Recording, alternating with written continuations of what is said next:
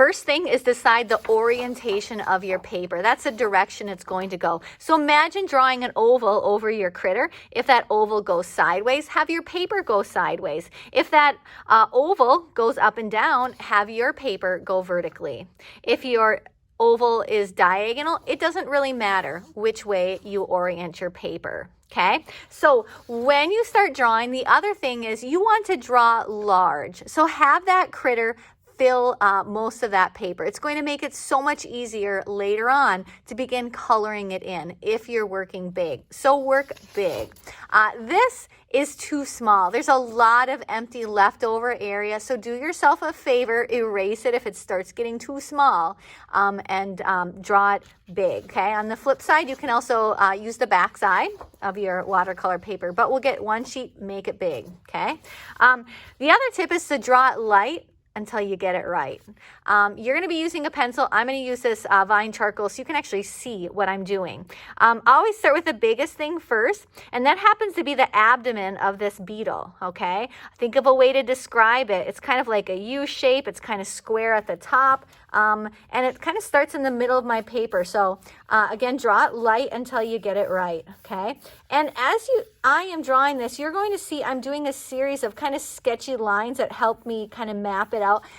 And I haven't done any erasing. Don't erase anything until you get it exactly the way you want it, like as in finished, okay? That's a common kind of mistake that people of all ages make. So work kind of sketchy and loose and just get it mapped out, and then later on you can go back and erase. So I'm looking at the shapes. I see it also has this oval shape up in its head area.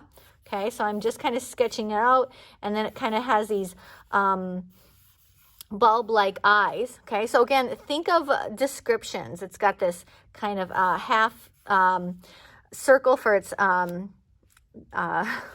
just lost the word. Anyway, its munching, crunching area. It's got some rectangles coming out, and then it has a segment of its leg coming this way, and then it goes back out. So notice I didn't just try it in one or draw it in one line, but I did parts, okay? Drawing things in segments allows you to kind of slow down and be more thoughtful in what you do. So just be drawing things taking your time, okay? And then going back and erasing it after you get it all in place, okay? So I'm not going to finish that up because I want you to get started, but map everything out. When I look at this creature, you can see I would drive myself nutty if I tried to go and draw each of these little feather changes. But what you did see me do here is I was drawing kind of the sections of its different feather groups. And then later on, I can go and draw these little itty bitty color changes, okay?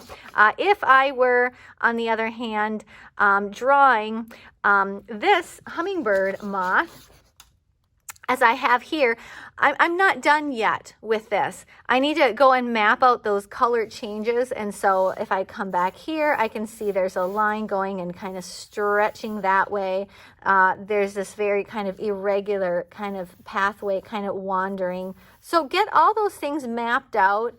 Again, we are not coloring, we're not shading it in, because later on, next class, we are going to begin adding watercolor pencil. So get it mapped out. First, choose the orientation, and then working those big shapes, and draw it light until you get it right. Have fun.